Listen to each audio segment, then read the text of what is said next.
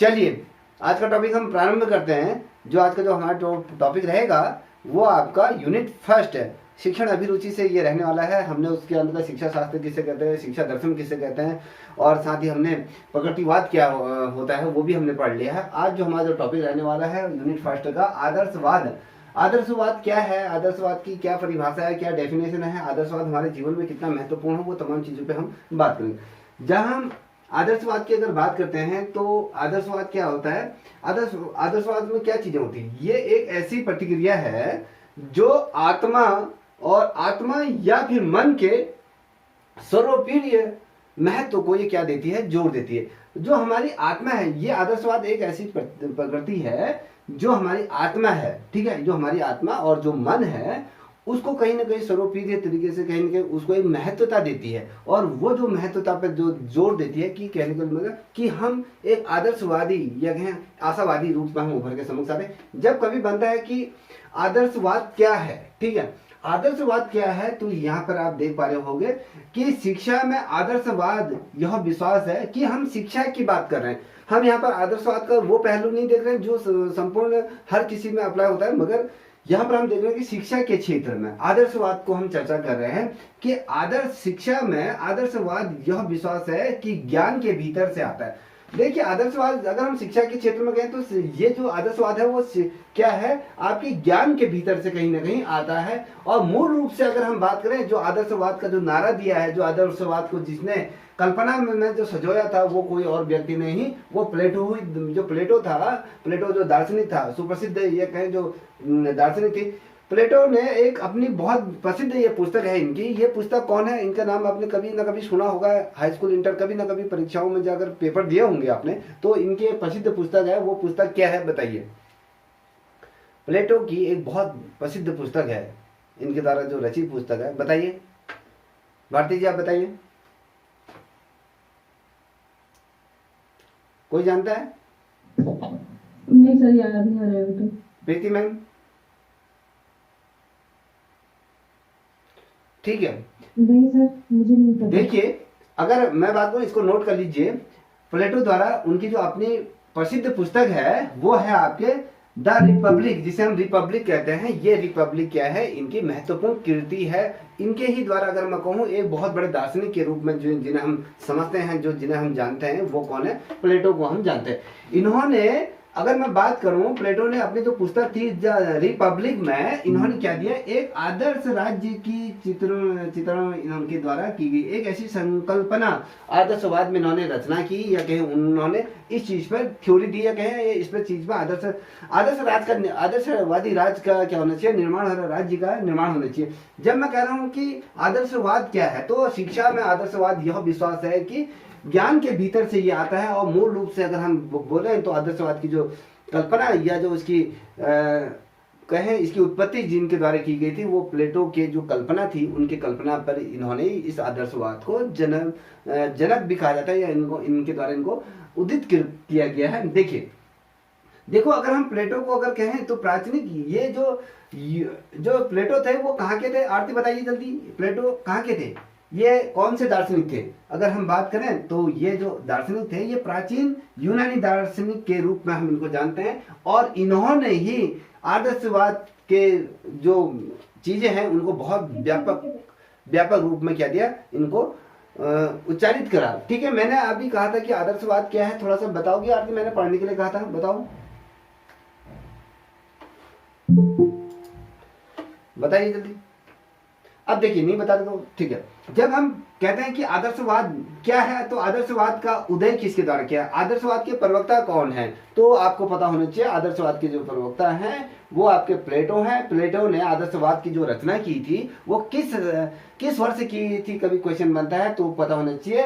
427 ईसा से 337 ईसा पूर्व किया गया आदर्शवाद की इनके द्वारा थ्योरी दी गई थी। कब दी गई थी? 427 से 347 ईसा पूर्व इन्होंने ये चीजों को दी गई थी। ठीक है, कभी पूछा जाता है कि आदर्शवाद के कितने रूप होते हैं, कितने मूल रूप होते हैं, तो आपको पता होना चाहिए आदर्शवाद के 2 क्या होते हैं, मूल रूप यहाँ पर होते हैं। अब कौन कौन से होते हैं? आपको आध्यात्मिक आदर्शवादी एक रूप होता है, क्या है? आध्यात्मिक आदर्शवादी पहला रूल है, और दूसरा जो है वो ज्ञान मीमांसी आदर्शवाद ये कहा जाता है। ये दो रूप इसके होते हैं। अब मैं थोड़ा सा आपको बता दूं, थोड़ा सा इसको समझाने की कोशिश करता हूं। तो कभी क्वेश्चन बनता है कि आदर्शवाद के मौलिक सिद्धांत क्या है, कभी क्वेश्चन बनता है, तो ये पता होने चाहिए। अगर हम आदर्शवाद के मौलिक सिद्धांतों की बात करते हैं तो इसे ब्रह्मांड, जो ब्रह्मांड है पूरा यूनिवर्सल की हम बात करें तो ब्रह्मांड की जो रचना जो की गई है वो किसने की गई है, जो बोलते हैं वो कहते हैं कि भैया ईश्वर द्वारा किया गई है। पूरे ब्रह्मांड की जो संरचना है, इनकी जो रचना, ये अगर मैं कहूँ पृथ्वी की भी जो रचना जिसके द्वारा की गई है वो ईश्वर ने की है। ये कौन कहता है? ये जो आदर्शवादी हैं उनका ये मानना है। वो इस पे बहुत ज्यादा जोर देते हैं। ये भौतिकवाद को उतना ज्यादा नहीं मानते हैं जितना कि ये कहते हैं कि प्रकृतिवाद के अंतर्गत जो कहते हैं कि ब्रह्मांड की रचना ईश्वर ने की है। आदर्शवादियों का ये मानना है, और ये ईश्वर ने ही, इनका जो तर्क है जो ये कहते हैं कि जो हाँ कि ईश्वर ने ही इन चीजों को क्या किया है, बनाया है। देखिए कभी बनता है कि आदर्शवादी का क्या उद्देश्य है। अगर जब मैं बात करता हूँ कि आदर्शवाद का क्या उद्देश्य है तो आपको थोड़ा सा उस पर भी मैं जोर देता हूँ, उस पर भी थोड़ा सा आपका ध्यान केंद्रित करता हूँ। देखिए आदर्शवाद का उद्देश्य की बात करते हैं तो आदर्शवादी विचारक विश्व की सत्ता को परम सत्ता के रूप में मानते हैं। आदर्शवादी जो व्यक्ति होते हैं जिन्होंने ये थ्योरी दी है, ये कहते हैं कि जो आदर्शवादी जो विचारधारा है वो क्या है, विश्व की सत्ता के रूप में इनको मानते हैं। ये परम सत्ता इसे कहा जाता है कि विश्व की जो सत्ता है वो परम सत्ता को ये मानते हैं। और मानव जीवन का जो उद्देश्य होता है, ये कहते हैं कि मानव जीवन का जो उद्देश्य होता है विचारों के वास्तविक स्वरूप को जानना और आत्मा का चरम को पहचानना, ये चरम पर पहुंचना। क्या कह रहा है कि भैया आदर्शवाद वो है जो मानव के जीवन को समझने का एक प्रयत्न है। यह कहें इसका जो अगर मैं कहूं कि भैया उद्देश्य क्या था, भैया आदर्शवाद का उद्देश्य पूछा जाता है तो यह है आपके विचारों के वास्तविक स्वरूप को जानना और आत्मा का परचम विकास करना है, कि आत्मा का बहुत व्यापक रूप में विकास किया जाता है। अब देखिए अगर मैं बात कहूं कि आदर्शवाद क्या है, मैं यहाँ पर मैंने लिखा है कि आदर्शवाद क्या है। ठीक है, आदर्शवाद क्या है? आदर्श जड़ता या कहें इसको भौतिकवाद का विपरीत सिद्धांत कहा जाता है। देखिए फिर से कह रहा हूं, जड़ता। आदर्शवाद का अगर हम आदर्शवाद क्या है तो आदर्शवाद जड़ता या फिर कहें ये भौतिकवाद का विपरीत सिद्धांत के रूप में हम इसको जानते हैं।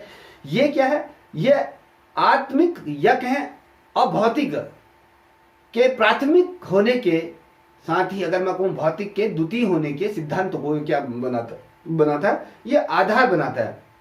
या फिर ऐसे समझिए इसको, जो उस देश के काल में जगत की जो परिस्थितियां होती हैं वो जगत को, अगर मैं कहूँ संपूर्ण जगत को, कहीं ना कहीं ये मेन उद्देश्य है कि ये कहते हैं कि जो ये संपूर्ण जगत है, इस जगत की जो संरचना की है वो ईश्वर द्वारा की गई है। और जो रचना के जो विषय में अगर हम बात करें तो कभी क्वेश्चन पूछा जाता है ईश्वर द्वारा तो रचा गया है, तो इसके रचना के विषय के अगर पूछा जाता है तो ये विषय होते हैं धर्म के सूत्र से ये गड़े रहते हैं, याद रखें। जब कभी बनता है कि आदर्शवाद के जनक के रूप में किसे माना गया है, तो मैंने कहा कि आदर्शवाद के जनक के रूप में जो यूनानी जो दार्शनिक थे और साथ ही राजनीतिक चिंतक के रूप में कहते हैं, बहुत बड़े फिलोसफर रहे, चाहे इन्होंने आपके राजनीति के क्षेत्र में भी इनकी बहुत अधिक फिलोसफी ये मानते हैं, और इनके द्वारा जो दी गई जो बातें हैं, इनके द्वारा जो दी गई सिद्धांत है वो बहुत ही राजनीतिक क्षेत्र में अपने बहुत ज्यादा लोहा मानते हैं। जब मैं कहता हूं कि आदर्शवाद के जनक के रूप में किसे माना जाता है तो आपको पता होना चाहिए वो यूनानी दार्शनिक जो रहे और साथ ही जो राजनीतिक चिंतक के रूप में जो माने जाते हैं ये प्लेटो को माना जाता है। और प्लेटो ने ही जो अपनी आत्मपुस्तक थी, आत्मपुस्तक जिसे हम कहते हैं द रिपब्लिक कहते हैं, अगर रिपब्लिक उसे कहते हैं और कहीं पर आता है द रिपब्लिक तो एक ही है। तो इनके द्वारा इसमें क्या किया था, जो ये रिपब्लिक जो पुस्तक लिखी है तो इसमें इन्होंने एक आदर्श राज्य की भी कल्पना की है। अगर आप भारत का संविधान को पढ़ोगे, जब हम आदर्श राज्य की अगर बात करते हैं तो कहीं ना कहीं उसमें आदर्श से उनकी अगर बात करते हैं तो उसमें जो प्लेटो है कहीं ना कहीं उनका जो मार्गदर्शक भी वहां पर रखा गया। ठीक है, याद रखिएगा। और एक चीज और बता देता हूं कि जब हम आदर्शवाद की बात करते हैं तो आदर्शवाद के अनुसार अगर हम देखें तो वास्तव में अगर मैं अपनी विचारिक कहूं, जो विचारधारा होती है आदर्शवाद की जो विचारिक विश्व की जो सत्ता होती है उसको क्या कहता है, परम सत्ता के रूप में तो मैंने आपको बताया। तो इसमें मानव जीवन का जो उद्देश्य होता है, विशेष रूप से मानव जीवन का जो उद्देश्य होता है वो विचारों के वास्तविक स्वरूप को जानना होता है और आत्मा का परचम का विकास करना होता है। और जो आदर्शवाद का जो अनुसार अगर हम देखें ना, आदर्शवाद के अनुसार क्या होता है, तो ये कहता है सत्यम शिवम सुंदरम ही जीवन का क्या है, साख है, या कहें या उसका सशत्व, यह जो सत्य है वही क्या है, शिवम सत्यम शिवम सुंदरम जो है वही क्या है, सत्य है, शिव ही और सुंदर ही, ये जो कहा गया ये शाश्वत है, ये सत्य है, ये इससे झुठलाया नहीं जा सकता। ये क्या कहते हैं, जो दार्शनिकवाद है या आदर्शवादी जो है ये कहते हैं। जब हम कभी क्वेश्चन बनता है कि भैया आदर्शवाद, देखिए मैं बहुत डिटेल में समझा रहा हूँ, यदि आप लोग इसको समझ पा रहे होगे तो इसे नोट बनाते हुए चलिएगा। देखिए आदर्शवाद की अगर हम बात करते हैं तो आदर्शवाद किसे कहते हैं, तो आदर्शवाद वह आध्यात्मिक दृष्टिकोण है। देखिए क्या है, आध्यात्मिक वो दृष्टिकोण है जो क्या करता है, जो वास्तविकता को भौतिक वस्तुओं के बजाय क्या करता है, मन में जो मौजूद जो विचार होता है उससे जोड़ता है।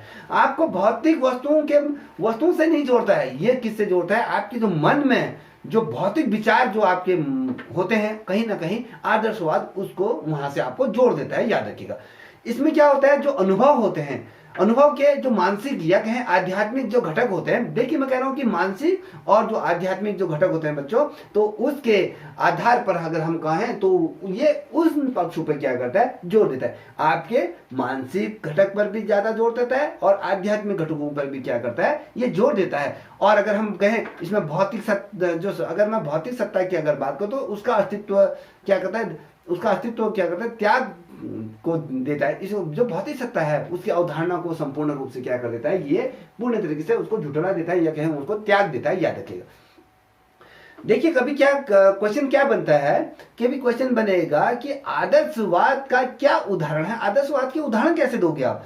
तो आदर्शवाद, जो आदर्शवादी है या आदर्शवाद का जो मानना है या उसके जो विचार है, उसके विचारों की जो अवधारणा होती है वो ब्रह्मांड में अगर कहें, संपूर्ण ब्रह्मांड की अगर हम बात करते हैं तो ब्रह्मांड में वो सबसे महत्वपूर्ण चीजों में से एक मानी जाती है। आप क्यों मानी जाती है वो अभी आपको बताएंगे। क्या जो आपके जो विचार हैं, जो विचारों की जो अवधारणा होती है बच्चों, वो क्या होता है, ब्रह्मांड में जो सबसे महत्वपूर्ण जो चीजें होती हैं उन चीजों में क्या होता है, भौतिक दुनिया में केवल एक भ्रम होता है। अगर हम बात करते हैं जो भौतिक दुनिया की अगर हम बात करते हैं वो हम क्या करते हैं, भ्रम में जी रहे हैं। आज भी अगर हम देखें, अगर हम भौतिक सत्ता का अगर सुख भोगने की अगर बात करते हैं तो ये क्या है, एक कहीं ना कहीं एक हमें भ्रम है। अगर एक भ्रम क्या है, अगर मान लीजिए वास्तव में अगर हम देखें, अगर भौतिक सत्ता भी हमारे लिए बहुत ज्यादा महत्वपूर्ण है, क्योंकि अगर हम भौतिक जगत में नहीं रहेंगे तो अगर हम सर्वाइव भी नहीं कर पाएंगे। देखिए अगर हम बात करें कि अगर आप नौकरी के लिए इतनी ज्यादा प्रिपरेशन करें, मगर अगर आदर्शवादी दृष्टिकोण से देखोगे तो ये सिर्फ एक क्या है, भ्रम है। अंततः शरीर को क्या है ना, एक समय में ये जो क्या है, एक घोंसला है, जो एक परिंदा इस घोंसले में पैदा होता है, कुछ क्षण बाद वो उसी घोंसले का वो त्याग करके उड़ जाता है और वो पलट के फिर उस घोंसले में नहीं आता है। तो वही चीज क्या है, जीवन में एक बार हम अगर हम जीवन अगर हम जीते हैं, फिर उसके बाद जो मृत्यु हो जाती है उसके बाद वो सारी चीजें क्षण भंगुर है। कहने का मतलब ये एक भ्रम है हमारे जीवन में। तो वास्तविक जीवन की अगर हम बात करते हैं, अगर वास्तविक जीवन को अगर देखते हो तो वास्तविक जीवन में जो आदर्शवाद के अगर कुछ उदाहरण आपके सामने रखो तो उसमें क्या है, आध्यात्मिक ज्ञान की अवधारणा। आध्यात्मिक ज्ञान हमें परमात्मा से, जो हमारा आध्यात्मिक ज्ञान, जो हमारे अंदरूनी जो ऊर्जा का स्रोत है, कहीं ना कहीं हम उसको खोजने की कोशिश करते हैं, कहीं ना कहीं हम उसमें विश्वास दृढ़ करने की कोशिश करते हैं। और तो और बच्चों, जो सौंदर्य और कला जगत है ना, उसमें सौंदर्य की भी अपनी पृष्ठभूमि है और कला का जीवन भी क्या है, एक महत्वपूर्ण हिस्से के रूप में हम उसको समझते हैं। ठीक है, इतना समझ में आ गया, बताइए आरती बेटा।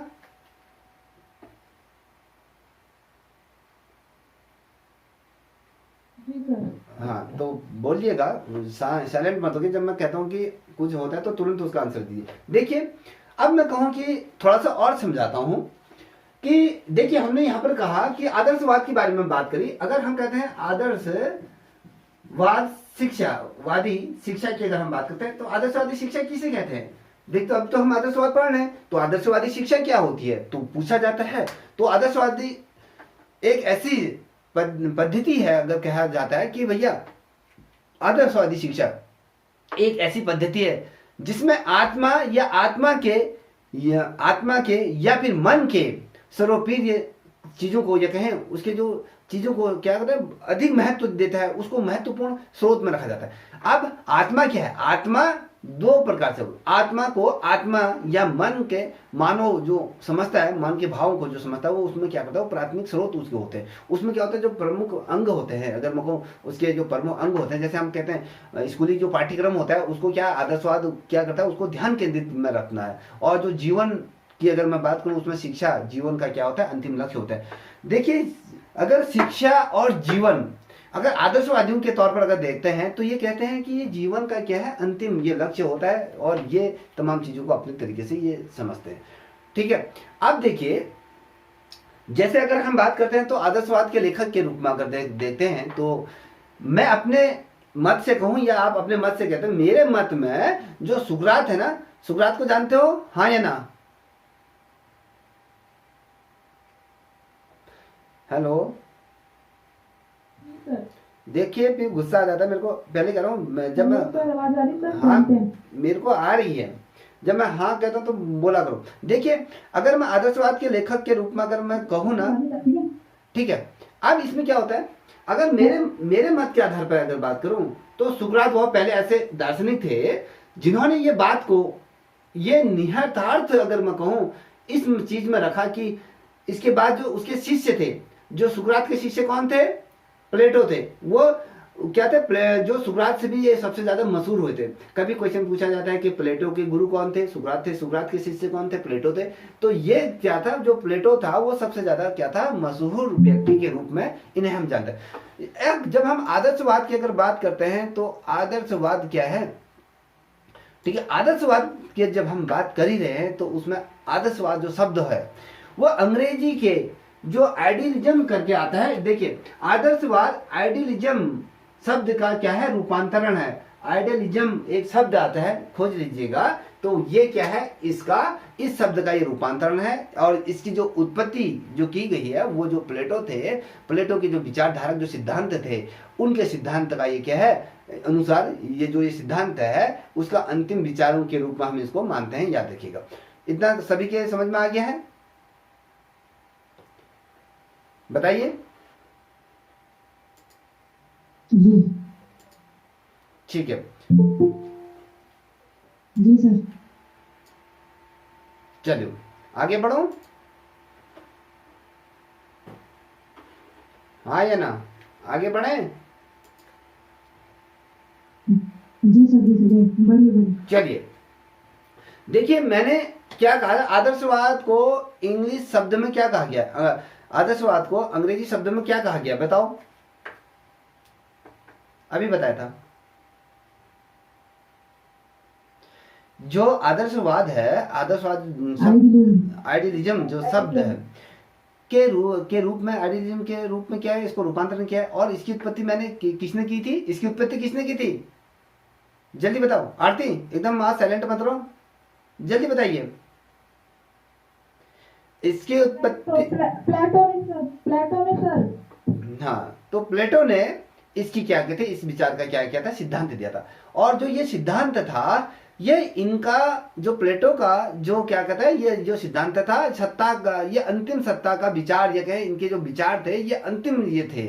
इन्होंने विचार जो कहा कि अंतिम सत्ता विचारों या कहें जो विचारवाद है उनके आधार पर ये अंतिम था। और अगर मैं कहूँ जो असली शब्द है, अगर प्रकृतिवाद का नहीं क्या कहते हैं, आदर्शवाद का अगर मैं कहूँ आइडियलिज्म है, ठीक है। और अगर इसका उच्चारण की अगर बात करें तो इसकी सुविधा के लिए देखिए, आइडियलिज्म जो शब्द है इसकी सुविधा के लिए, अगर उसके उच्चारण की अगर सुविधा की अगर मैं बात करूं तो इस शब्द में जो अंग्रेजी जो भाषा है इसमें एल शब्द आता है, एल एक शब्द आता है, एल एल शब्द में क्या कहते हैं, बहुत ज्यादा जोर दिया गया। आइडियलिज्म एक जो लिज्म जो शब्द है, अगर आप इसको उच्चारित करोगे तो इस शब्द में किस पक्ष में ज्यादा जोर दिया गया है, तो वो जो अंग्रेजी का जो एल शब्द है ना, वो एल शब्द में उसको सबसे ज्यादा जोर दिया गया है। इसे आइडियलिज्म की जो संज्ञा इसमें दी गई।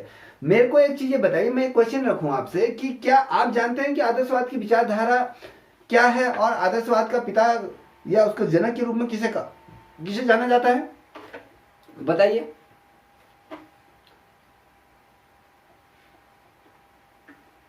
बोलिए। हाँ, अब आज क्या हो गया? सर आदर्शवाद के सर आवाज नहीं आ रही मेरी? हाँ बोलते रहिए, मैं आ रही है, बोलो। हाँ सर। सर आदर्शवाद का जनक जैसे आपने कहा प्लेटो को कहा जाता है। और आदर्शवाद का जो मानना है कि वो आध्यात्मिकता के ज्यादा अधिक है, वो भौतिक भौतिक जगत से दूर है। उसका मानना यह है कि जो हमें शिक्षा शिक्षा के अनुसार जो आध्यात्मिकता की ओर लेके जाए, जो भक्ति से जोड़े, या जो क्या बोलते हैं, जीवन की सफलता की ओर लेके जाए, उससे इसका मतलब है आदर्शवाद का। और आदर्शवादी शिक्षा आत्मा और मन की जो भावना है उसको सर्वोपरि स्थान देती है। ठीक है, और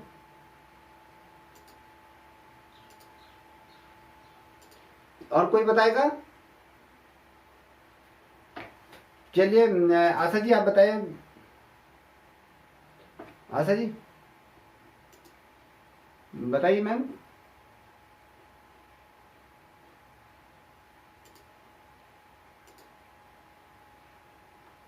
चलिए हम ये बताते हैं।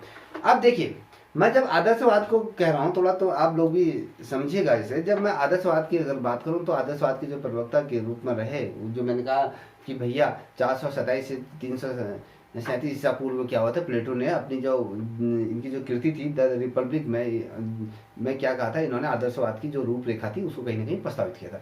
और आदर्शवादी जो विचारधारा है उसको क्या गया, विश्व की परम सत्ता के रूप में हम इसको क्या गया, परम सत्ता के रूप में किसे माना है? आदर्शवादी जो विचारधारा है उसको विश्व की परम सत्ता के रूप में माना है। अगर हम बात करें मानव जीवन का जो उद्देश्य है वो विचार है, या उसका वास्तविक जो स्वरूप होता है उसको जानना, या आत्मा का क्या करता है परचम विकास करने में क्या करता है, ये सहायक होता है। मैंने आपसे ये भी कहा था कि जो ये शब्द था कि सत्यम शिवम सुंदरम की जो बात की गई कि जीवन को शाश्वत सत्य ये है। और अगर मैं बात करूं प्लेटो के अतिरिक्त जितने भी आदर्शवाद रहे हैं, उन आदर्शवादों की अगर मैं बात करूं, जैसे डेकार्ट हुए, या कट हो जाए, या हीगल हुए, या सोनपारा हुए, या बहुत ढेर सारे ऐसे आदर्शवादी हैं जिन्होंने अपनी अपनी विचारधारा दी है। अगर मैं इसकी परिभाषाओं के अगर आधार पर मैं आपको बताऊं कि मैंने कहा जो आइडियलिज्म जो शब्द है उसमें आइडिया इन ISM करके, देखिए मैं एक शब्द लिख देता हूं यहाँ पर देखिएगा,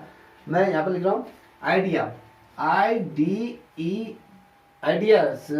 आ रहा है, IDEA, आइडिया लिख दिया ना, फिर आपने प्लस करना है, फिर ISM, ये जो शब्द है IDEA प्लस ISM, ये जो शब्द से मिलकर क्या बना है, ये आइडियलिज्म जो शब्द बना है, जो आइडिया प्लस IMS से मिलकर ये बना है। इसीलिए इसे क्या कहते हैं, इसलिए जो विचार है इसके नाम पर ये क्या है, इसको रखा गया है। अगर हम देखें आदर्शवाद अगर हम देखें तो ये क्या है, प्राचीन, ये पाश्चात्य विचारधारा है। क्या है ये आपके आदर्शवाद, क्या है, प्राचीन पाश्चात्य विचारधारा है, जो क्या करता है, जो सत्ता को सार्वभौमिक या कहें शाश्वत मानता है।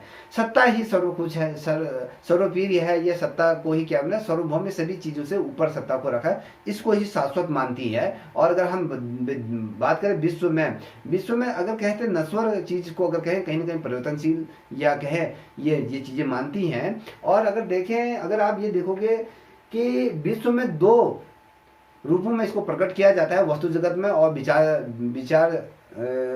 जगत। देखिए वस्तु जगत और विचार जगत दो जगहों पर इसको किया जाता है, इसको दो भागों में इसको प्रकट किया। आदर्शवाद के अनुसार अगर विश्व में दो रूपों में इसको प्रकट किया जाता है, एक तो होता है वस्तु जगत होता है, दूसरा क्या होता है विचार जगत के रूप में इसको प्रकट किया जाता है। जब मैं आदर्श विचारधारा को अगर बात करूं, उसके जो विचार को करूं, उसको जगत के को क्या मानता है, आदर्शवाद क्या था, जो उस विचारधारा को क्या कहता है सर्वश्रेष्ठ मानता है। और आदर्शवाद अगर मैं कहूँ मन में जो आपकी अंदरूनी मन है, मन में क्या करता है सर्वाधिक उस पर बल देने की कोशिश करता है, उसको बल देता है, याद रखिएगा। और जब बल देता है तो उससे क्या होता है, जो ज्ञान की प्राप्ति होती है वो ज्ञान के समाधान इससे होता है। और आदर्शवाद के अनुसार अगर मैं बात करूं तो जो विचार होते हैं, विचार का ज्ञान को कहीं ना कहीं सच्चा ज्ञान प्राप्त होता है। जो हमारे जो विचार हैं आदर्शवाद ये कहता है कि जो विचार हैं, विचारों से जो ज्ञान प्राप्त होता है वही सच्चा ज्ञान है, जो मन की सहायता से कहीं ना कहीं प्राप्त किया जा सकता है। कहता है अगर हम देखें इसमें जो व्यवहार के जो सिद्धांत की अगर बात करो, तो जैसे मैंने आपसे कहा कि सत्यम शिवम सुंदरम की जो मैंने बात की, जो इन चीजों पर ये क्या देता है, बल देता है, जिसमें क्या होता है, न्याय होता है, सामंत होता है, धैर्य होता है और क्षमा होता है, ये तमाम चीजें या कहें सद्गुण होते हैं। तो ये इस पक्ष पर क्या देता है, ये सार्वधी रूप में जोड़ देता है। और जितने भी आदर्शवाद के अगर मैं कहूँ, जितने भी सद्गुण हैं उनको कहीं ना कहीं प्राप्त करने की कोशिश ये करता है। आपको तो रॉस हो गए, बोलवेनिस करके एक पाश्चात्य शैली के विद्वान रहे हैं, या कहें प्लेटो है या सुकरात है, ये बहुत बड़े बड़े विद्वान हैं। इन विद्वानों ने क्या करा, एक पाठ्यक्रम को कहीं ना कहीं निर्धारित किया कि कौन सा आदर्शवादी पाठ्यक्रम को इन्होंने निर्धारित किया। इसमें क्या है, इसकी जो शिक्षा की अगर बात करूं, इसमें जो शिक्षण विधियां होती है, ये जो शिक्षा विधियां होती है इसमें व्यापक रूप में इसको समझा जाता है। कभी क्वेश्चन पूछा जाता है कि आदर्शवाद में किस प्रकार का पाठ्यक्रम निर्धारित किया गया है, तो आपको पता होना चाहिए इसमें व्यापक पाठ्यक्रम को किया गया है, निर्धारित किया गया है। और अगर मैं कहूँ इसमें जो विधियां होती है ना, जो ये शिक्षण विधियों की अगर मैं बात करूं, तो इसमें इन विधियों द्वारा क्या किया जाता है, छात्र का कहीं ना कहीं विकास इससे करने की कोशिश की जाती है और विकास किया जाता है। और अगर मैं कहूँ इसका जो उपयोग जो किसके द्वारा किया जाता है, अगर मैं कहूँ अगर शिक्षण विधियों का जो अगर व्यापक रूप से इन्होंने क्या किया, उसको निर्मित किया गया, इससे क्या होता है, जो छात्र होता है, छात्र का कहीं ना कहीं सर्वांगीण विकास करने का इसमें लक्ष्य रखा जाता है, उसको विकसित किया जाता है। और जो ये शिक्षण विधियां हैं, इसका उपयोग कौन करता है, इसका उपयोग कौन करता है, आपके शिक्षक द्वारा इसका क्या किया जाता है, उपयोग किया जाता है। और आदर्शवाद को कहीं ना कहीं विस्तृत रूप में वो क्या करता है, कहीं ना कहीं उसकी विवेचना करता है, और उसके जो विभिन्न जो पाश्चात्य जो विचार या कहें जो पाश्चात्य शिक्षा है, जो शिक्षार्थियों की अगर मैं कहूँ, जो शिक्षा शास्त्र है, जो दार्शनिकों द्वारा जिस प्रकार से शिक्षा के क्षेत्र में जो विधित प्रकार से इन्होंने क्या करें, आदर्शवाद को कहीं ना कहीं परिभाषित किया गया है। याद रखें, कभी देखिए मैं आपको बता दूं, एडम के अनुसार अगर हम कहें, एडम्स के अनुसार क्या बोलते हैं, आदर्शवाद को किस प्रकार से परिभाषित किया गया है, तो एडम्स कहते हैं कि भैया दर्शन का इतिहास इस बात का जीता जागता उदाहरण है। किसका? दर्शन का इतिहास इस बात का जीता जागता उदाहरण है। कहता है कि जो आदर्शवादी किसी न किसी रूप में संपूर्ण दार्शनिक साहित्य में कहीं न कहीं समाहित है। मेन उद्देश्य क्या है कि भैया ये जो कहते हैं कि दर्शन का जो इतिहास होता है वो इस बात पर जीता है जिसमें आदर्शवाद के किसी न किसी रूप में वो क्या करता है, अपने संपूर्ण दार्शनिक साहित्य को कहीं ना कहीं समावेशित करता है। अगर हम ये प्लेटो की बात करते हैं, जिनके द्वारा इस वाद को जन्म दिया गया है, इनके विचार से अगर कहें तो इन्होंने क्या कहा, आदर्शवाद को फिर इन्होंने हमारा सर्वोच्च रखा इन्होंने, तो कहीं ना कहीं ये कहते हैं कि ईश्वर द्वारा जो चीजें निर्मित की गई हैं, अगर कोई भी चीज किसी के द्वारा अगर निर्मित की गई है, तो अगर पृथ्वी में कोई भी चीज अगर निर्मित की गई, अगर संपूर्ण ब्रह्मांड में किसी चीज का अगर उदय हुआ है, वो तमाम चीजों को जो उदय किया गया है वो ईश्वर द्वारा ही सर्वप्रथम उसको क्या किया गया, उदय किया गया है। याद रखिएगा ये चीजें कही गई है। जब आप बात करते हैं पैट्रिक, एक देखिए एक ये है पैट्रिक, एक विद्वान है पाश्चात्य शैली के, इनके आधार पर क्या है, ये कहते हैं कि जो भौतिकवाद है संसार का आधार पदार्थ में देखता है।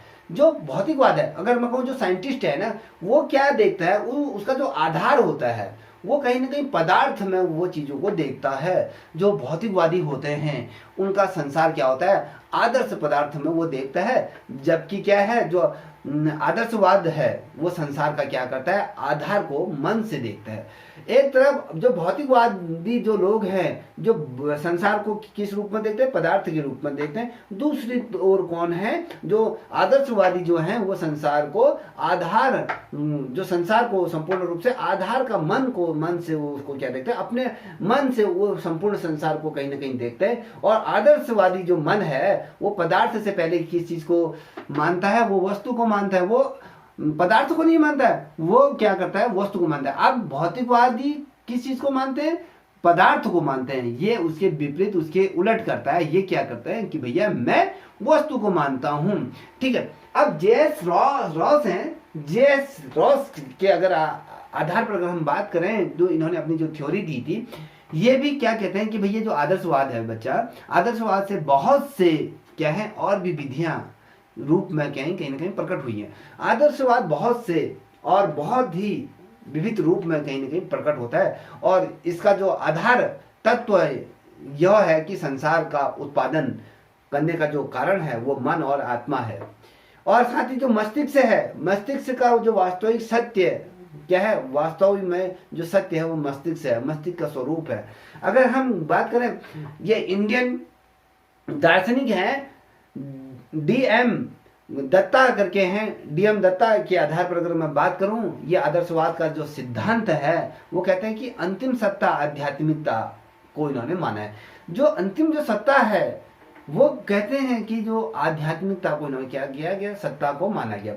अब वहीं अगर कोई दूसरा आदर्शवादी की अगर मैं बात करूं, जो आपके बहुत ज्यादा महत्वपूर्ण भी है बच्चा, बी ना सी बी गुड करके है, सी बी गुड, यहां पर लिख देता हूं, सी बी गुड के अनुसार बच्चा ये क्या कहता है, ये किस प्रकार से चीजें को कहते हैं, ये कहते हैं कि आदर्शवाद, जो आदर्शवाद का जो विचारधारा है ना, आदर्शवाद की जो विचारधारा है उसमें यह माना जाता है, क्या माना जाता है कि परलौकिक तत्वों की अगर बात करें, इसमें परलौकिक तत्वों की और आकार की या विचारों की वास्तविकता निहित होती है, इसमें संपूर्ण चीज समाई रहती है। हम कहते हैं कि परलौकिक चीजें, जो परलोक में जो चीजें हैं, जिन उन तत्वों के बारे में कहते हैं, आकार के बारे में बात करते हैं, जो विचारधारा है और जो वास्तविकता में क्या है कहीं ना कहीं समाहित है, ये लेके चलिए। और वो ये भी कहते हैं कि सत्य ज्ञान की वस्तु है, और साथ ही जो बाह्य रूप में है, जो हमारी जो इंद्रियां होती हैं, जैसे हमारे आज हम सोचने समझने की शक्ति, जो इंद्रियां होती हैं, उनका अनुभव और विचारों की अगर बात करें तो वो सारे कुछ उसमें निहित होती हैं। और अगर हम विचारधारा की बात करते हो, अगर विचारों की बात करते हो, ये छाया और अनुकूर्ति के रूप में इसको माना जाता है, विचार इस प्रकार। जब हम बात करते हैं आदर्शवाद की जो विधित रूप की अगर हम बात करते हैं, तो आदर्शवादी एक ऐसी विचारधारा है, विचारधारा हमेशा से जब से इसका उदय हुआ तब से लेकर अगर आज तक अगर देखें तो समय समय पर इसमें क्या विभिन्न रूप में या कहें ऐसे विविध जो दार्शनिक रहे हैं, जो विद्वान रहे हैं या मनोवैज्ञानिक रहे हैं या कहें शिक्षा शास्त्री रहे, तो इन्होंने कुछ ना कुछ अपने समय में इसको कुछ ना कुछ महत्वपूर्ण रूप से इस प्रकार से प्रस्तुत किया कि अलग अलग तरीके से इसमें प्रकार। कोई कहता है कि दायित्ववादी आदर्शवाद या विचार दर्शन के रूप में भी जानते हैं, ठीक है, अलग अलग रूप में जो अलग अलग जो दार्शनिक रहे हैं उन्होंने इस चीज को कहीं ना कहीं प्रकट करने की कोशिश की है। ये देखिए, अब देखिए मैं कुछ चीजें आपको बता रहा हूं, उसको समझिएगा कि हम कह रहे हैं कि आदर्शवाद के प्रमुख सिद्धांतों की मैं बात कर रहा हूं, ठीक है, ठीक है। आदर्शवाद के थोड़ा सा मैं एक आपको थोड़ा सा इधर ले जाना चाहूंगा, यहां पर ये चीजों को देखिए कि आदर्शवादी शिक्षण की जो निम्नलिखित विधियां होती है, आदर्शवाद की जो शिक्षण की जो निम्नलिखित जो विधियां किसमें कैसे बांटते हैं हम, किस तरीके से उनको हम बांटते हैं, आदर्शवादी शिक्षा की हम बात करें तो यहाँ पर निर्देशन विधि होती है, निर्देशन किसी को निर्देशित करके उन चीजों को समझना, ये निर्देशन विधि होती है, निर्देश विधि होती है। ये जो विधि जो दी गई है, हर्बर्ट वो व्यक्ति थे, वो दार्शनिक थे जिन्होंने निर्देशन, ये विधि को निर्देश विधि कहा भी जा सकता है, इस विधि को इन्होंने हर्बर्ट द्वारा इन्होंने इसको प्रतिपादित किया गया। और आदर्शवादी शिक्षण के अंतर्गत बातचीत विधि भी होती है, याद रखना, बातचीत जो विधि है वो कभी क्वेश्चन बनता है कि बातचीत विधि को किसके द्वारा प्रतिपादित किया गया था, तो आपको पता होना चाहिए ये जो प्रतिपादित किया गया था ये प्लेटो के द्वारा इसको प्रतिपादित किया गया था। और बच्चा ये भी सुन लीजिए, ये तार्किक विधि किसे कहते हैं, तार्किक विधि भी होती है आदर्शवादी शिक्षा के अंदर। हेगल करके वो व्यक्ति थे, ये वो दार्शनिक थे जिन्होंने तार्किक विधि का क्या क्या सूत्र का प्रतिपादन किया था। और अगर मैं चौथे नंबर की अगर बात करूं तो अभ्यास और दोहरा विधि की, अगर दोहराने वाली जो विधि है, पहले अभ्यास करो फिर उस चीज को मनन करो फिर उसको दोहराओ, ये जो विधि का जो जिक्र किया गया था वो पेटिकलॉजी करके उनका नाम है, पेटिकलॉजी वो दार्शनिक थे, इन्होंने अभ्यास और दोहराने वाली जो विधि है इसको उन्होंने प्रतिपादित किया था। प्ले वे विधि, प्ले वे विधि एक है, कभी क्वेश्चन बनता है कि प्ले वे विधि किसके द्वारा ये इसको संपादित किया गया, किसके द्वारा, इसके प्रवक्ता कौन है, इसका जन्मदाता कौन है। तो ये प्ले वे विधि की अगर बात करें, फ्लो वे करके ये दार्शनिक हैं, इन्होंने इस विधि का क्या किया गया था, उच्चारण या कहे इसका निर्माण इनके द्वारा किया था। अब मैं कहूं जो छठे नंबर का दूसरा है वो आगमनात्मक और आगमन और निगाहात्मक विधियां होती हैं। आगमन और निगाहात्मक जो विधियां होती हैं वो जो जिसने प्रतिपादित की थी वो आपके अरस्तु है। अरस्तु ने ही आगमन और निगमन जो विधि की हम बात करें तो इनके द्वारा किया। कभी क्वेश्चन बनता है कि भैया कि आदर्शवाद के जो प्रमुख सिद्धांत या उनके आवश्यक तत्वों की अगर हम बात करते हैं तो ये भी थोड़ा सा समझने की कोशिश करो बच्चा कि जो अब मैं आदर्शवाद के सिद्धांत या आदर्शवाद के जो प्रमुख सिद्धांत हैं उन पे मैं बात करूंगा और उनके जो आवश्यक तत्व हैं मैं उन पे भी थोड़ा जिक्र करूंगा, उन पे भी प्रकाश डालूंगा, इसको थोड़ा ध्यान में रखिएगा, ठीक है। अब इसमें क्या होता है बच्चा, जो परमात्मा और आत्मा का इसमें क्या है, शाश्वत अनादि अनंत अस्तित्व है, कि जो परमात्मा है, जो आत्मा का जो मिलन है या ये शाश्वत है, ये सत्य है, कहते हैं कि ये अनंत है, ये इसका अतीत नहीं है, ये खत्म नहीं हो सकता, ये अनंत है, ये मर भी नहीं सकता, ये कह अमर है, इस प्रकार से समझ लीजिए। और दूसरा जो है वो क्या था, ज्ञान का सर्वोच्च रूप अनिष्ट करके कहते हैं अंतर्दृष्टि। हाँ, एक शब्द आता है अंतर्दृष्टि, लिख लीजिए। इन्होंने क्या कहा कि ज्ञान का जो सर्वोच्च जो रूप है अंतर्दृष्टि, और साथ ही आध्यात्मिक जगत की ये सच्ची वास्तविकता को कहीं ना कहीं प्रदर्शित करता है। जो ज्ञान है, ज्ञान को सर्वोपरि माना गया है और आध्यात्मिक जगत में इस चीज को कहीं ना कहीं सच्चा और वास्तविक तौर से जोड़ा गया है। और अगर मैं कहूँ आत्मनिर्माण और आत्मानुभूति परमात्मा का लक्ष्य है। जो आत्मा की अनुभूति, हमें आत्मा से हम कहें जो हम आत्मनिर्भर होते हैं, या कहें हमारा खुद आत्मनिर्णय लेने की अगर बात करते हैं, आपको जो आत्मनिर्णय स्वयं का जो निर्णय लेने की बात करते हैं, या आत्मा की अनुभूति होती किसी चीज को देखकर, या किसी चीज को आप जब देखते हो, जब आपको कोई चीज प्राप्त हो जाती है तो क्या होता है, आपकी आत्मा प्रफुल्लित होती है, या कहें आपको वो चीज, जिस चीज की सोच आपने रखी थी वो चीज कहीं ना कहीं पूरी हो चुकी है, तो कहीं ना कहीं वो परम आनंद को प्राप्त करिए, कहें परम लक्ष्य को आप प्राप्त। मान लीजिए 2 पल के लिए आप जो अभी इतनी जब प्रिपरेशन कर रहे हो, इसका मेन उद्देश्य या इसका मूल जो उद्देश्य है वो आत्मा या आत्मानुभूति के लिए ये आपका परम लक्ष्य है। कहीं ना कहीं जो आप जिस चीज को सोच रहे हो उस चीज को साध रहे हो, तो ये आपकी परम आनंद या कहें ये आपका जो लक्ष्य है उसको आपने निर्धारित किया। हम दूसरा है कि भैया मानव प्राणी जगत प्रकृति से अधिक महत्वपूर्ण है। देखिए, मानव की बात की जाती है, जो मानव है और प्राणी है, वह जो जगत है वो क्या है, प्रकृति से भी ये क्या है, अधिक महत्वपूर्ण है। अब ये तमाम चीजें हमने कल प्रकृतिवाद जब पढ़ा था तो प्रकृतिवाद में क्या कहा था, प्रकृति ही सबसे ज्यादा महत्वपूर्ण है। अब यहाँ पर हम जब आदर्शवाद की बात करते हैं तो आदर्शवाद में क्या कहा गया कि आदर्शवाद में जो मनुष्य है, जो प्राणी है, उसकी जो जड़ है वो प्रकृति से भी अधिक क्या है, महत्वपूर्ण है। अब प्रकृति से भी ये ज्यादा महत्वपूर्ण लगते हैं। जो हमारी इंद्रियाणियां होती हैं, जो इंद्रिय होती हैं, कहीं ना कहीं वो सच्ची और वास्तविकता का कहीं ना कहीं पहचाना नहीं जा सकता है। हमारी जो इंद्रियां होती हैं और उनके द्वारा जो सच्ची वास्तविकता को हम क्या करते हैं, नहीं पहचान सकते हैं, इतना याद रखना। अगर हम विचार वस्तु की बात करते हो, विचार वस्तु की अपेक्षा इसमें अधिक महत्व दिया, विचारों को वस्तु की अपेक्षा क्या दिया गया, ज्यादा महत्व दिया गया। ठीक है, याद रखना कि भैया किस चीज को ज्यादा महत्व दिया गया है, ये तमाम चीजें। जब कभी बनता है कि बच्चों की आदर्शवाद की शिक्षा, आदर्शवादी और शिक्षा, आदर्शवाद है एक तरफ, दूसरी तरफ शिक्षा है। तो ये क्या है, अगर हम पैथोलॉजी की अगर बात करते हैं तो पैथोलॉजी के आधार पर अगर हम देखते हैं तो मनुष्य की अगर हम बात करते हैं तो मनुष्य में क्या होता है, जो शिक्षा मनुष्य क्या है, जन्मजात शक्तियों का कहीं ना कहीं स्वांगी, जो उसका स्वाभाविक स्वांगी अगर कहें पूर्ण या कहें प्रगतिशील या कहें विकासशील, वो विकास वो करती। कहने का मतलब है अगर हम पेडागोजी की अगर बात करते हैं तो उसमें जो मनुष्य है वो मनुष्य में जो शिक्षा क्या करती है, वो जन्मजात देती है और कहीं ना कहीं उसकी शक्तियों की कहीं ना कहीं उनकी शक्तियों को उसको उत्तेजित करती है, या कहीं उसकी शक्तियों को ज़्यादा बढ़ाती है, या उसको कि कहने का मतलब है कि शिक्षा उसका सर्वांगीण विकास करती है, उनका बहुमुखी या कहीं चौमुखी विकास वो पूर्ण रूप से वो प्रगतिशील रहती है। किसके आधार पर?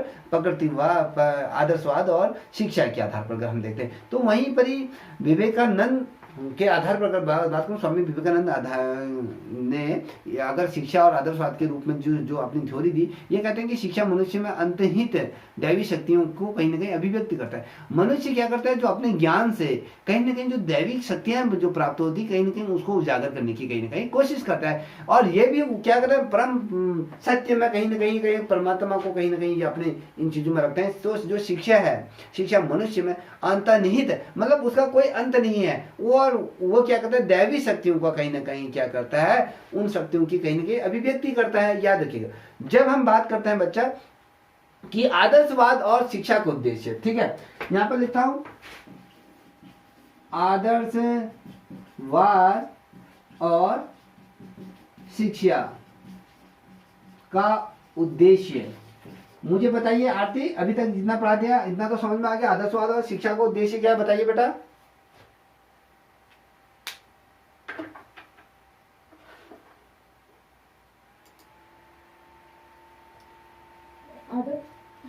शिक्षा का उद्देश्य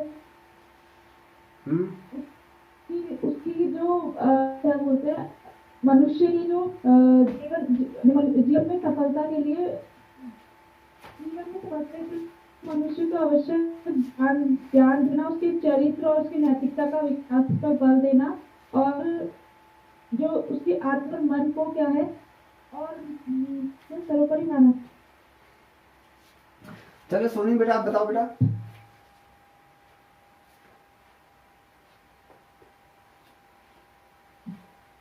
प्रीति मैम आप बताओ।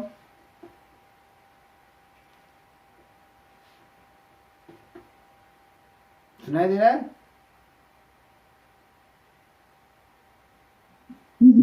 बोलिए।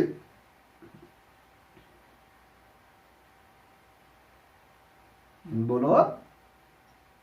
जहाँ तक सर मैंने समझा है, मुझे ऐसा लगता है कि जो विचार है, मतलब आइडियलिज्म के जो विचार है, उसका मकसद बाहरी ज्ञान से नहीं, आंतरिक ज्ञान से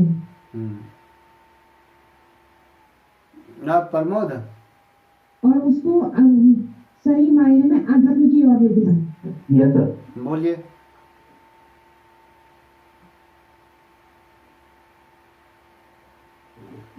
अरे बोलो। सर एक आदर्श समाज का निर्माण करना। बस इतना ही समझा अभी तक? आदर्श समाज का निर्माण करना। ठीक है, समझ लो। जब मैं बात कर रहा हूँ कि आदर्शवाद और शिक्षा का उद्देश्य, थोड़ा समझिएगा। प्रीति मैम थोड़ा समझो इस चीज को। आरती बहुत स्लो चल रही है, मार खाओगी। जब हम कहते हैं आदर्शवाद और शिक्षा के उद्देश्य की अगर हम बात कर रहे हैं तो क्या उद्देश्य होने चाहिए? देखिए, व्यक्ति का संपूर्ण विकास या क्या कहते हैं आत्मानुभूति। समझ में आ रहा है? समझ में आ गया कि व्यक्ति का जो व्यक्ति का संपूर्ण विकास या अनुभूति, ठीक है, आत्म अनुभूति कह सकते हो। अब दूसरा अगर मैं पॉइंट की बात करूं तो इसमें क्या होता है, पवित्र जीवन जीने में सहायता। समझ में आ रहा है क्या? जो आदर्शवाद हो है ये क्या कहता है कि पवित्र जीवन जीने, पवित्र जीवन जीने की सहायता। समझ में आ गया कि भैया ये क्या करता है, पवित्र जीवन जीने में क्या करता है, सहायता करता है, और शाश्वत मूल्यों की प्राप्ति करता है।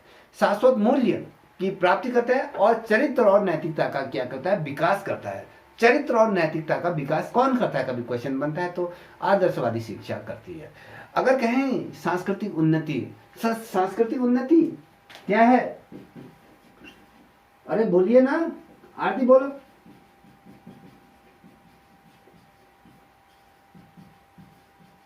उन्नति का विकास बताओ। सांस्कृतिक की उन्नति, ठीक है, और आत्मा उपलब्ध, ये आत्मा में उपलब्ध है, या कहें पूर्ण चेतना की बात करते हैं इसमें। और जो श्रम है, शक्ति है, ये विवेक शक्ति है, उसका विकास करना होता है, याद रखना। ठीक है, इतना समझ में आ गया?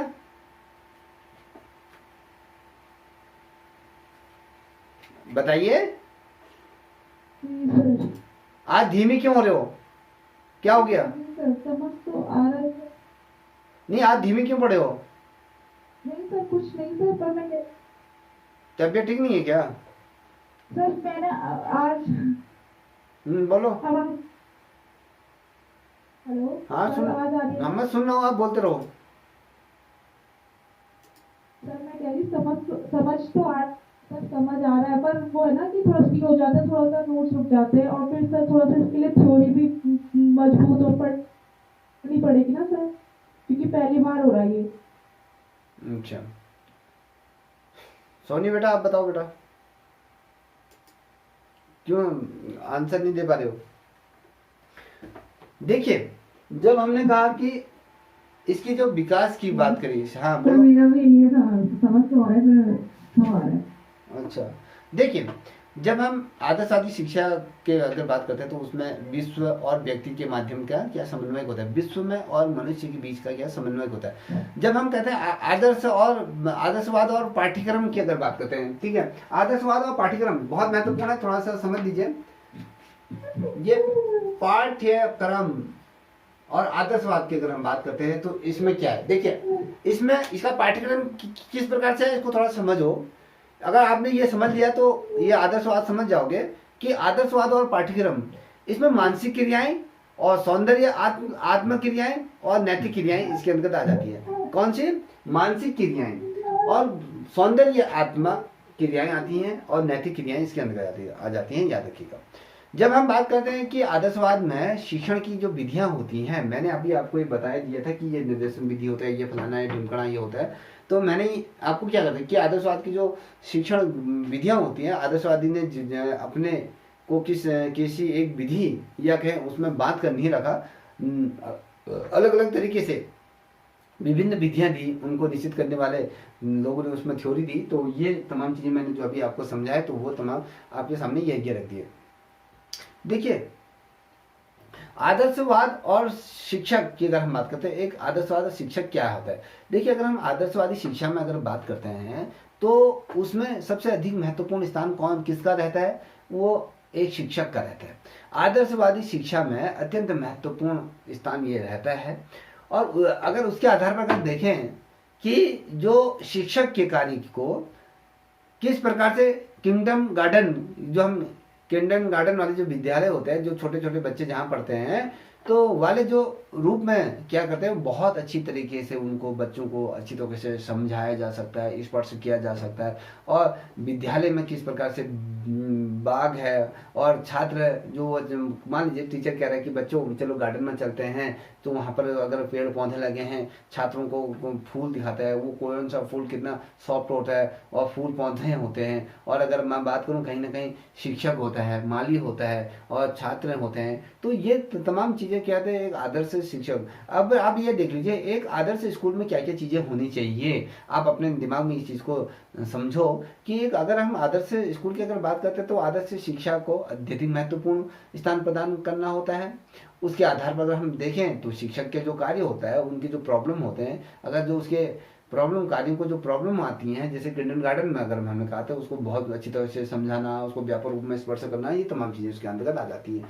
हम जब बात करते हैं तो आदर्शवाद और अनुशासन की अगर जब आप बात करते हैं तो उसमें देखा जाता है, जो प्लेटो है, प्लेटो ने जब अपना आदर्शवाद का जो सिद्धांत दिया था, उसमें बच्चों को आध्यात्मिकता की ओर अग्रसर करने के लिए उन्होंने नैतिक आचरण होना आवश्यक है कहा उन्होंने।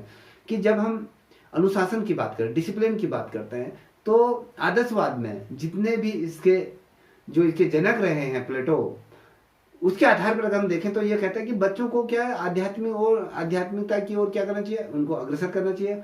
वहाँ उनको नैतिकता की ओर उनका जो आचरण है वो आवश्यक हो जाता है। ठीक है। और देखिए, अगर हम बात करते हैं तो सर्वप्रथम कर्तव्य ये होता है कि बच्चों को नैतिकता का आचरण से क्या, जो अनैतिकता का जो आचरण है उससे कहीं ना कहीं रोकना हमारा कर्तव्य होता है। ये आदर्शवादी कहते हैं। बच्चा गलत राह में न चले, वो ऐसे भौतिक तत्वों के पीछे ना भागे। इन तमाम चीजों से उसको क्या करना चाहिए, जो हमारा प्रथम कर्तव्य होता है वो कर्तव्य क्या होता है, बच्चों को अनैतिक जो आचरण करते हैं, जो गलत हरकतें करते हैं, उन गलत हरकतों में या गलत संगत में जाने से उनको रोकना होता है। कहीं ना कहीं वास्तविकता में अगर हम देखते हैं तो अनुशासन का तो अगर हम देखते हैं तो आत्म अनुशासन होता है। जब बच्चा संयम रूप में, अब मान लीजिए आपके घर में कोई मेहमान आ रहे हैं तो आपका बच्चा उनको किस प्रकार से ट्रीट कर रहा है, आप किस तरफ से उसको समझा कर आपने अपने बच्चे में किस प्रकार से संस्कार दिए हैं, तो ये तमाम चीजें। अगर आपका बच्चा, कोई मेहमान आता है, उसके साथ गलत हरकतें करना लग जाता है या उसमें तू तड़ाक करके अगर कहता है, तो आप वो जो उसका जो आचरण है उस आचरण को सर्वप्रथम क्या करने, रोकने की कोशिश करोगे कि ये जो शब्द ये बोल रहा है, जो इसकी तो हरकतें हैं, ये हरकतों से कहीं ना कहीं आप शर्मिंदगी महसूस कर रहे हो। तो उस शर्मिंदगी से बचने के लिए आप क्या करते हो, कहीं ना कहीं उसको रोकते हो और जो उसका जो वास्तविक जो अनुशासन है उसको कहीं ना कहीं उसका आत्मसात करने की कोशिश करते हो। और उसकी जो आदतें हैं क्या होती है, उनको आदतों को बदलने शुरू कर देते हैं। और उनकी आदतों को जब बदलते हो तो कहीं ना कहीं जो प्रारंभ में जो चीजें होती हैं तो अध्यापक द्वारा, या कहें जो आप सर्वप्रथम जो उसकी गुरु माँ होती हैं, तो कहीं ना कहीं माँ क्या करती है, उनको दोबारा से क्या करते हैं, उस बच्चे को समझाती है, बेटा ये नहीं होता, उनको अनुदेशन करती है, उनको निर्देशित करती है कि भैया ये चीजें करने से गलत होती है, ये चीजें करना बहुत ज्यादा जीवन में सही है। ठीक है। अब दूसरी तरफ अगर मैं बात करूं कि भैया आदर्शवाद के दोष और गुण क्या होते हैं, ठीक है। आदर्शवाद के दोष और अगर हम गुणों की बात करते हैं तो आदर्शवाद, जो आदर्शवादी होते हैं वो शिक्षा बालकों में सत्यम शिवम सुंदरम की, जो हमने कहा जैसे श्रेष्ठ गुणों को विकास करने की बातों पर क्या देता है, बल। हम क्या कहते हैं, सत्य बोलना, शिवम और सुंदरम जैसी जो ये जो चीजें हैं ना, इनको आत्मसात करने का, या कहें इनको श्रेष्ठ बनाने पर क्या देती है, बल देती है आदर्शवाद का गुण, ये है। ठीक है। अब मैं पहले आपको गुण बता रहा हूं, फिर उसके बाद आपको उसके दोष बताऊंगा।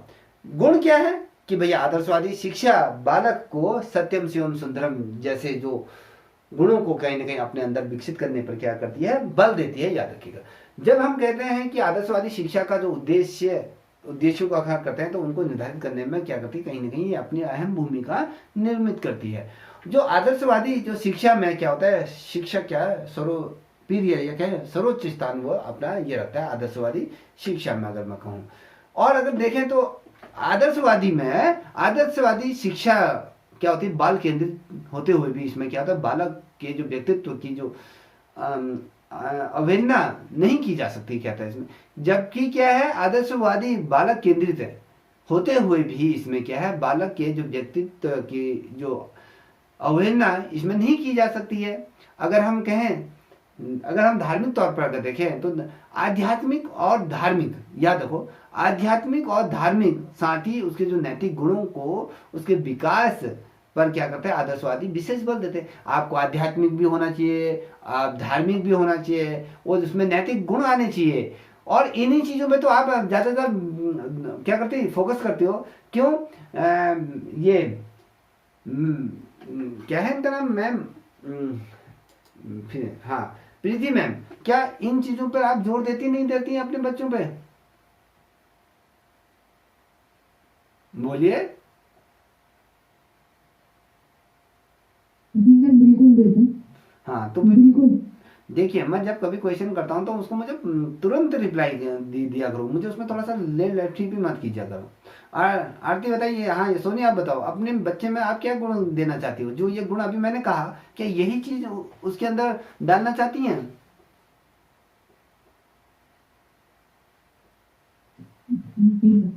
यही होता है ना। तो ये क्या है, इसके गुण हैं। अब अगर हम गुणों की बात करें तो दोष भी होते हैं, ठीक है। अब देखिए, आध्यात्मिकता की बात करते हैं तो धार्मिक भी होना चाहिए। आपके जो धर्म है, जो आप जिस कम्युनिटी से बिलोंग करती हैं, उस कम्युनिटी का वो पालन करें। उसमें समाज में किस प्रकार से जिया जाता है, उसमें नैतिक गुण आने चाहिए, सम्मान करना आना चाहिए, बड़ों का आदर करना आना चाहिए, नैतिक गुण आने चाहिए। किस प्रकार से समाज में जिया जाता है, किस प्रकार से समाज के दायरे और नियम जो से बंधे हुए जो होते हैं, उन नियमों का हम क्या करें, पालन करें। और उसके विकास पर हम क्या कहते हैं, आदर्शवादी विशेष बल देता है। जब हम दोष की बात करते हैं, दोष क्या होता है? अब दोष क्या होता है आदर्शवादी शिक्षा में, शिक्षा के जो उद्देश्य की अगर हम बात करें तो उद्देश्य में अमूर्त हैं। जो आदर्शवादी जो शिक्षा का उद्देश्य अमूर्त होता है, इसमें जो इसका संबंध होता है बालक के वर्तमान जीवन से नहीं, उसके मगर उसके भविष्य तक। हम अभी वर्तमान की बात नहीं कर रहे हैं, ये कह रहे हैं भविष्य की बात कर रहे हैं, फ्यूचर की बात, जबकि प्रेजेंट की बात होनी चाहिए। यहाँ पर इसका दोष जो क्या है, भविष्य की बात करता है। जब आदर्शवादी शिक्षा का जो पाठ्यक्रम की अगर हम बात करते हैं तो उसमें आध्यात्मिक जीवन को प्रभावित करता है, और जबकि वास्तविकता में अगर हम बात करें तो ये पाठ्यक्रम जीवन से संबंधित होना चाहिए। देखिए आध्यात्मिक जीवन को ये प्रभावित करता है, जबकि क्या होना चाहिए वास्तव में ये आपके जीवन से संबंधित होना चाहिए। अगर बात करें, अगर गुण की दोष की बात कर रहे हैं हम, ये अगर आदर्शवाद में अगर जो शिक्षक है उसको प्रमुख स्थान नहीं दिया जाता है, ठीक है, शिक्षक को प्रमुख स्थान प्रदान किया जाता है, सॉरी गलत हो गया था, इसमें आदर्शवादी शिक्षा में अगर कहें जो शिक्षक है उसको प्रमुख स्थान दिया जाता है, जो छात्र है जो बालक है उसको प्रमुख स्थान नहीं दिया जाता है। जबकि स्थान प्रमुख किसे दिया जाना चाहिए, बालक का, क्योंकि बालक का ही विद्यालय में या कहीं जहां पर भी हो उसका सर्वांगीण विकास की बात कर रहे हैं। बालक और प्रकृति या उसकी आध्यात्मिकता को हम क्या करते हैं इसमें जोड़ते हैं। अब जो अगर हम बात करें तो आदर्शवादी जो शिक्षा है ये क्या था, जो विधियां होती हैं वो क्या करती है, जितनी भी आदर्शवादी विधियां मैंने आपके सामने यहाँ पर रख दी है, तो ये जो सारी विधियां है ये क्या है, रटंती विद्या पे, ये सारा फोकस किस पे दिया है, रटते रहो पढ़ते रहो, याद करते रहो, इस पे क्या करता है ये ज्यादा बल देता है, ठीक है। जबकि क्या होना चाहिए, रटंती विद्या पर क्या होना चाहिए, ज्यादा फोकस नहीं है। रटंती विद्या फलंती नाही, ये जो शब्द है वो बहुत ही सही है, तो इस पे ज्यादा वो क्या देता है, बल देता है, याद रखिएगा, ठीक है। आप लोगों के समझ में आ गया, बोलिए। जी जी सर।